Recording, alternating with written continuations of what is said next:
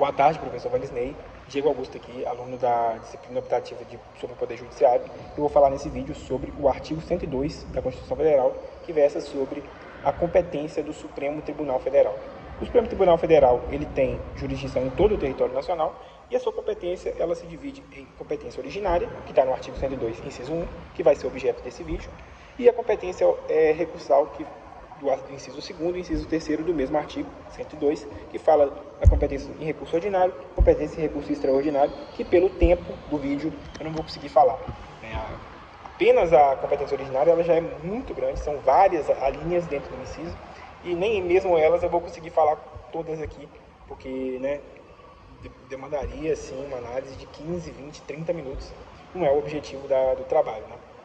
Então eu vou começar aqui lendo o caput do artigo, que diz: compete ao Supremo Tribunal Federal, principalmente, a guarda da Constituição, cabendo-lhe, aí vai por inciso 1º, inciso 1, processar e julgar originariamente, a linha A, ação direta de inconstitucionalidade. Aqui nós estamos falando da ADI, que ela visa a parte, quando ela propõe uma ADI, as partes que têm legitimidade para isso, ela está questionar diretamente perante o Supremo Tribunal Federal se uma lei ou ato normativo federal ou estadual, ele está em compatibilidade com a Constituição.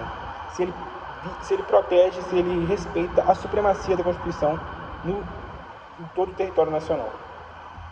E aí o artigo continua, a linha continua falando sobre a ação declaratória de constitucionalidade de lei, o ato normativo federal, também chamada de ADC. A diferença da ADC para a ADI é que na ADC, o que você está querendo saber é confirmar se uma determinada lei ou ato normativo é constitucional. Você está querendo dirimir as dúvidas sobre a sua validade. Aí você não está questionando, você só está querendo ter uma confirmação. Aí vem a linha B, que fala nas infrações penais comuns, o STF julga originariamente o presidente da República, o vice-presidente, os membros do Congresso Nacional, seus próprios ministros e o Procurador-Geral da República. Aqui nós estamos falando do famoso foro privilegiado, ou melhor dizendo, foro por prerrogativa de função. Em relação a isso, eu gostaria de fazer um parênteses aqui importante, que é sobre a delimitação do foro. Porque o entendimento do STF, que era aplicado no STF, nos tribunais brasileiros, era de que o foro por prerrogativa de função, ele se aplicava, ele não guardava relação com o exercício do cargo e até mesmo se aplicava a crimes praticados antes da investidura no cargo. E com a questão de ordem na ação penal 937 do Rio de Janeiro, essa questão de ordem que foi de relatoria do ministro Roberto Barroso, mudou isso. Houve uma mudança, eu vou até ler aqui uma parte da ementa desse julgado, porque eu acho que gerou realmente uma grande evolução no entendimento jurisprudencial brasileiro e que vai ter, eu tenho certeza que já tem e terá daqui em diante bons efeitos em relação ao combate à impunidade e na celeridade da justiça. Então eu vou ler aqui agora.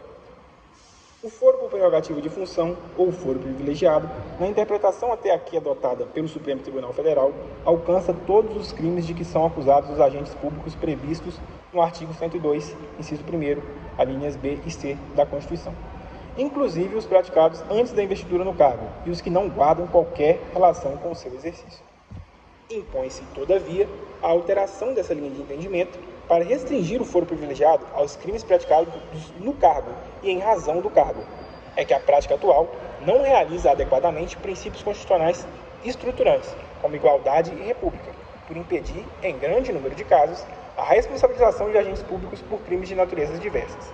Além disso, a falta de efetividade mínima do sistema penal nesses casos frustra valores constitucionais importantes como a probidade e a moralidade administrativa. E aqui o que o ministro, o relator, quis dizer é que era uma prática muito comum dos políticos brasileiros, da classe política brasileira, você ficar pulando de cargo para alterar a competência de determinado julgado. Então, o sujeito, ele era um deputado federal em exercício do mandato e aí iniciava um julgamento por um crime que ele tivesse cometido.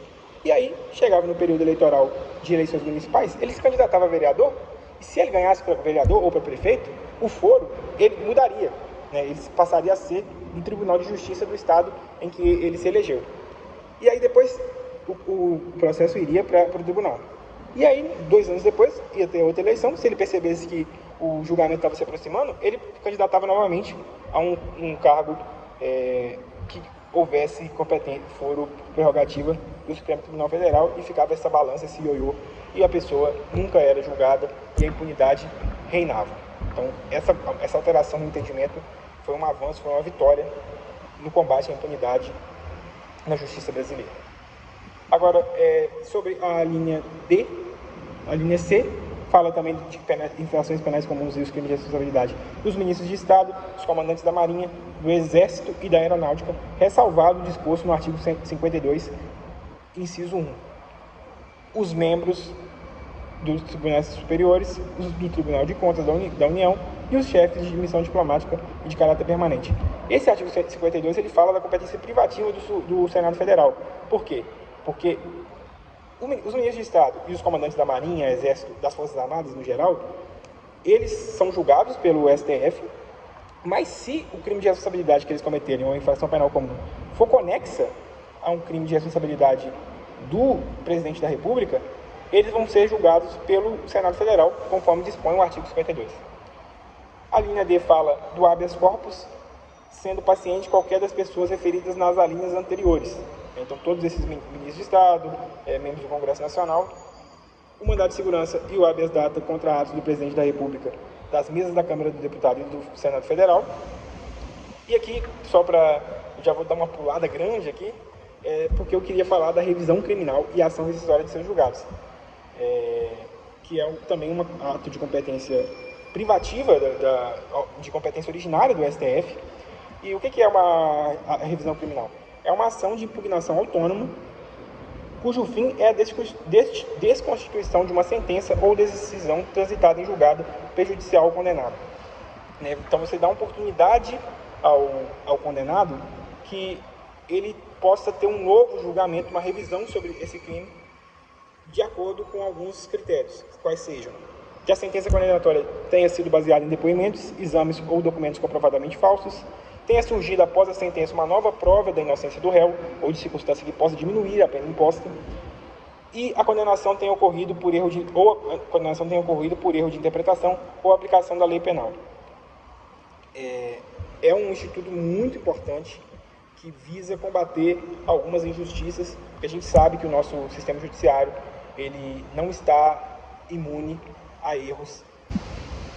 E por fim, eu tinha só pulado ele, mas eu lembrei que agora, antes de encerrar o vídeo, por questão de tempo, eu só vou falar de mais uma linha, que é a linha F, que fala as causas e os conflitos entre a União e os Estados, a União e o Distrito Federal, ou entre uns e outros, inclusive as respectivas entidades da administração indireta. Que aqui a gente está falando dos conflitos entre entes federados. Nas causas em que houvesse conflito entre entes federados, entre, sei lá, Minas Gerais e São Paulo, Minas Gerais e o Distrito Federal, a União e o Rio de Janeiro, a União e Minas Gerais, nesses conflitos, a competência originária é do Supremo Tribunal Federal para julgar. Eu encerro por aqui. Muito obrigado, professor Varisney. Espero que o vídeo tenha ficado dentro do limite do possível e bem feito. Obrigado. Tchau.